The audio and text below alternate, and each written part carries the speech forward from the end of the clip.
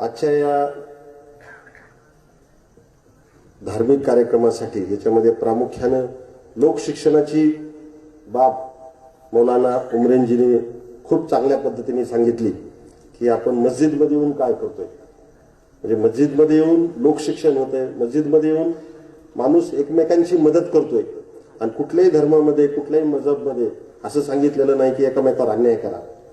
मी पण अशीच एक छोटी विनंती घेऊन तुमच्याकडे आलोय. आज या सभेसाठी मौलाना उमरेंजी आहेत, तसेच माननीय खासदार इम्तियाजी जलील साहेब आहेत, गुलाम वस्तांवी त्यांना मी खूप चांगला ओळखतो. सत्तार साहेबांमुळे माझी त्यांची चांगली ओळख झाली होती. त्यांचे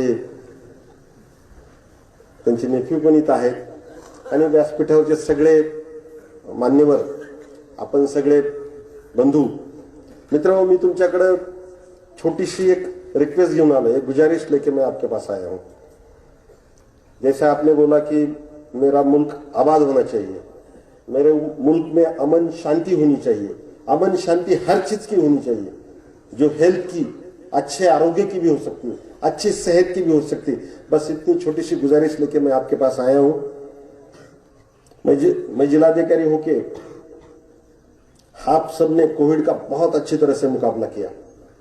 औरंगाबाद का नाम कोविड के मुकाबले में देश में सबसे ऊपर रहा, राज्य में तो बहुत अच्छी तरह से रहा. लेकिन एक बात सोचने लायक आहे, त्या गोष्टीचा आपण विचार केला पाहिजे की आपण कोविडमध्ये जवळजवळ जलील साहेब 3800 लोकांना आपण गमावला. म्हणजे ते आपले जे मित्र होते, आप्तेष्ट होते, नातेवाईक होते, भाऊ होते, बहीण होते, ते त्या लोकांना कोविड झाला आणि वाल्ला पकारे हो गए.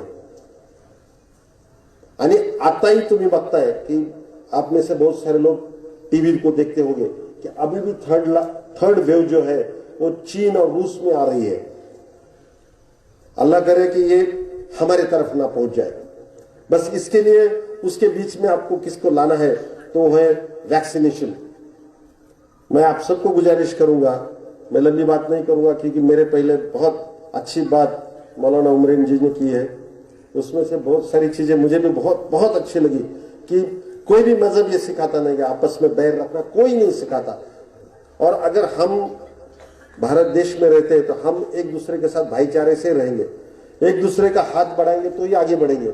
हम एक दूसरे की टांग खींचेंगे, एक दूसरे के काम में रुकावट पैदा करेंगे तो इससे हमारी जो ताकत जो अल्लाह ने दी है, ईश्वर ने दी है, वो गलत रास्ते पे यूज हो जाएगी.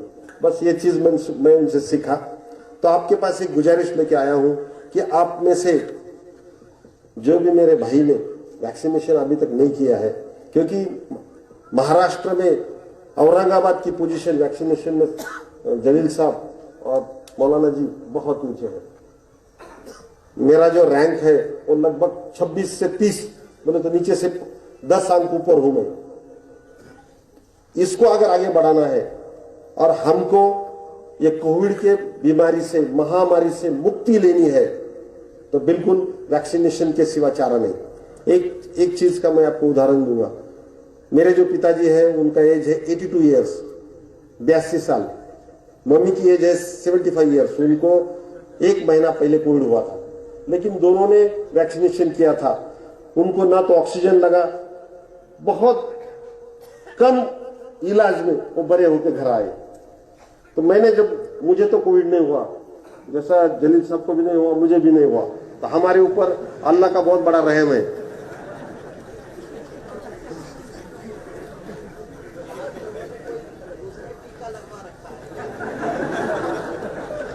मैंने मौलाना जी को मैं बोलूंगा, मैं ये टीका लगाया कि मैं हर लोगों के लिए काम करूंगा. जो दूसरे के लिए काम करता है उसके लिए अल्लाह कुछ तो भी रहम बरसाता है, ज्यादा का रहम बरसाता है.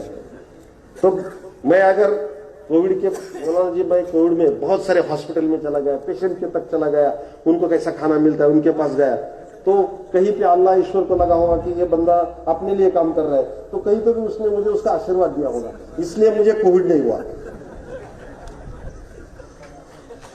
तो मेरे मम्मी डैडी बड़े हो गए. तो मैं आज के शुभ दिन पर, और मैं बहुत बोले तो खुद नसीब हूं कि मैं आया.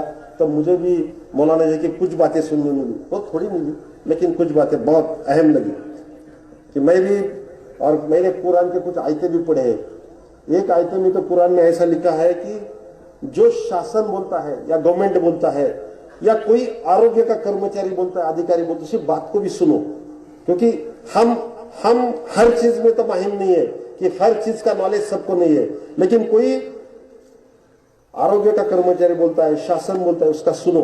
तो मेरी आपको गुजारिश है, मुझे आपका छोटा भाई समझो, बड़ा भाई समझो, कुछ भी समझो, आज मैं आपके पास आया हूं गुहार लेके कि आप सब वैक्सीनेशन करो। और मुझे उम्मीद है कि हमारे जिले में वैक्सीनेशन हो जाएगा।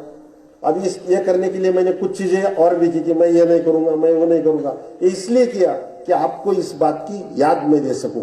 जैसे आप कहीं गांव जाते, घर छोड़ के बाहर जाते, भाभी जी क्या बोलती है, आपने ताला लगाया क्या, दिया बंद किया क्या, ये किया क्या, वो किया क्या, बहुत सारी चीजें वो बोलती रहती है।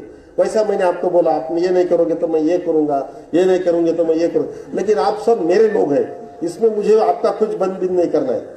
मैं आपको क्या मांग रहा हूं, माननीय मुख्यमंत्री जी ने 2 तारीख को मेरे साथ विसी की और उसमें उन्होंने बोला, तो मैं बोला मैं लोगों तक जाऊंगा। अभी तक मैं औरंगाबाद से बात करता था, पेपरों में आपने मुझे पढ़ा होगा या टीवी में कभी कभी देखा होगा, लेकिन आज मैं आपको खास आपके पास आया हूं और एक रिक्वेस्ट करता हूं कि हर एक इंसान ने जो खुदा का बंदा है और वो अच्छे देखो, और खुदा ने यह भी कहा है कि आप क्या बोलते हैं मुझे कोविड नहीं होगा, लेकिन आपको क्यों नहीं होगा, क्योंकि आपके अंदर कुछ ऐसी शक्तियां हैं जिससे आपको कोविड कुछ नहीं करेगा। उसकी जो पावर है वो आपको कुछ नहीं करेगी। लेकिन कोई कमजोर आदमी है, किसी मजहब का है, आपके आजू बाजू से जाएगा, उसको कोविड हो सकता है। और किसी मजहब में ये नहीं लिखा कि मेरे वजह से दूसरे को तकलीफ हो जाए। इसलिए अपने लिए नहीं, लेकिन दूसरों के लिए, जो कि इस्लाम सिखाता है कि मेरे वजह से दूसरे को तकलीफ न हो जाए, इसलिए मैं आपसे दरखास्त करता हूं कि आप वैक्सीनेशन का टीका लगवाइए। एक बात पूछूंगा, कितने लोगों का वैक्सीनेशन रहेगा? एक भी नहीं लिया, एक भी नहीं लिया। देखो नाना जी का मैं मान लूंगा, बुजुर्ग आदमी है, लेकिन उसने बड़े हिम्मत से हाथों पर किया। आप वैक्सीनेशन लेंगे बिल्कुल, क्योंकि आप जैसे बुजुर्ग हमको बहुत दिन के लिए चाहिए, जिनके एक्सपीरियंस का, जिनके मालूमात का बहुत लोगों के लिए फायदा होना चाहिए। और जिसका दूसरा वैक्सीन भी रह गया, बस वो ले। अभी वैक्सीनेशन का प्रोग्राम कंटिन्यू चलते रहेगा। पहले हमारे पास लस कम थी, वैक्सीन कम था, लेकिन अभी दिल्ली में जलील साहब ने कुछ चाबी घुमा दी तो इतना सारा वैक्सीन आ गया कि अभी वैक्सीन कम नहीं, लाखों में है। आपके पास से आता है,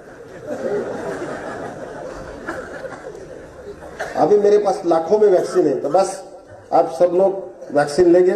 बस इसी छोटी सी रिक्वेस्ट के साथ फिर से एक बार मौलाना उमरैन जी को धन्यवाद देता हूं कि उनकी अच्छी बातें सुनने का मुझे मौका मिला।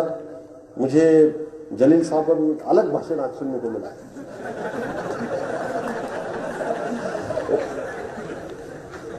और वो भाषण में उन्होंने अच्छा कहा कि मस्जिद में क्या होना चाहिए। मस्जिद में सिर्फ इबादत नहीं होती है, हम तो अल्लाह की इबादत मस्जिद में करते हैं, लेकिन मस्जिद में भाईचारे की सीख भी मिलती है। दूसरे के लिए हम क्या करें, अच्छे विचार लेके हम बाहर कैसे, बहुत सारी चीजें मुझे उनसे सीखने को मिली। बस इन्हीं शब्दों के साथ मैं आपकी विदाई करता हूं। जय हिंद।